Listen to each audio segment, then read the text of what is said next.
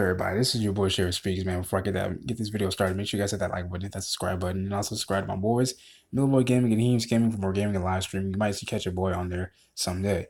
And I'm gonna talk to you guys about us for real, because we got a big ass problem. One, who in the hell is controlling those damn tethers up above? Is it Jeremiah 11 guy, or is it somebody else? Because we all know that the damn tethers have some abilities, supernatural abilities over the above tethers, the normal people, us. And so this movie just has so many good ass fucking Easter eggs. It's so much going on in this movie. I just can't keep up with it. But here are my top things about this movie that I just wanted to discuss real quick. Number one, the swap. Now, when I'm referring to the swap is towards the very end of the movie, we get a little bit more clarity as to what happened to Addie, the little girl Addie, back in 1986 when she was at the carnival with her parents and she went missing. She went into that little mirror and fun house that says "Find Yourself" in very bold letters, and still standing up as they're going to that beach in Santa Cruz. And it explains why, Addie didn't like being around there. She had trouble speaking. She was pre-verbal, you know what I mean? And so we learned that pretty much when the young Addie looks into the mirror and sees that evil version of herself, her doppelganger, that tetherer, it turns out the real Addie gets taken into a little bunker where the tethers actually are, the doppelgangers hide up, and never is seen again. And so the tethered puts on her clothes and takes on her identity, thus swapping each other. And then earlier within the movie, when Jason disappears, when Addie really trips the fuck out, the tethered, freaks the hell out about where her son is. We learn that possibly, and actually, it was a pretty good theory that Jason most likely swapped places with Pluto and vice versa. And here's why I say that, because when Jason went missing, Zora was thinking, okay, wait a second. Do you remember that time when he got when he got locked in the closet? Boom. And then what did we see when they all four then came to that house? Red tells Pluto to go play with Jason, right? In the locked closet. They mirror each other's movements, which lets me know that, okay, Jason, who's actually a tethered, so is Addie, the grown-up Addie. She's also tethered as well, as I just mentioned. They can control their above tethers, their AT, their ATs, is what I'll call them for short. And so, we learned that under Pluto's mask, he's actually burned from, a failed, trick lighter, magic trick. And that lets me know that possibly, obviously, he burned himself numerous times trying to get that lighter to light up, and that lets me know even furthermore that the real Jason is actually Pluto.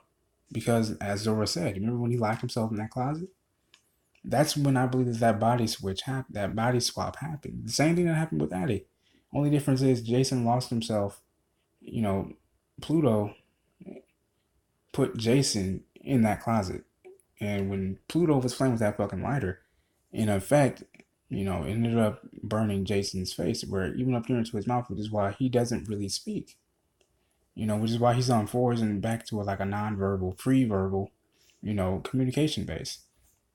Now, mind you, throughout the movie, people thought that Jason was out of sorts. He just thought he was really weird. And Zora says he just has trouble focusing. That's not the case. Now, we saw throughout the film that, Jason was the one who was kicking ass and really the smart one, because we saw him and Pluto were mirroring each other's, movements and so on. Even he was the one that said, they're us. And so when we see the time where we see Jason walk Pluto into that damn fire, that lets me know that that's Pluto actually killing, that's Jason actually killing his actual self, his untethered doppelganger, and like, vice versa with Addie and, the rest of the family. And so that lets me know that these tethers are here to stay, because if you guys don't know, the tethers are a failed science experiment, meant to control the above tethers, us, the normal people. The only thing that really confused me about the movie was the rabbits, honestly. Schrodinger's rabbit is what some people are calling it. But like I was saying, the tethers are the ones who are meant to actually control the people up above. I guess the meaning behind that is just, we're our own worst enemies, right? And so with that being said, one of the biggest things that I realized too about that little mirror shopping is to keep saying find yourself. And I feel like what the whole meaning of the movie is, if you don't find yourself, then you become your own biggest enemy. Or if you don't make peace with whatever trauma you're going through and so on, if you don't get a bind or a grip on that, you lose yourself. And so And then another thing is, I really feel like who's controlling, the above tethers, who's making these tethers have all these damn powers. It's that Jeremiah 11 guy. We see him in the middle of that, Santa Cruz holding hands with a big group of all the other Us's. But then we also see him in the flashback of when, young Red, takes control and swaps bodies with young Addie. But then we also see him getting hauled off into an ambulance, seemingly dead.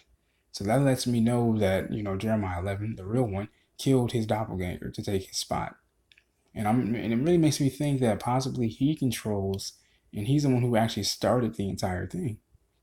You know what I mean? So that's my little theory on Us, man. I really enjoyed the film, man. Let me know what you guys think in the comment section below. Did you guys enjoy Us? Do you think it was too scary? Did you really get confused? Let me know your comments in the comment section below. They're always welcome. They always will be. Peace and love.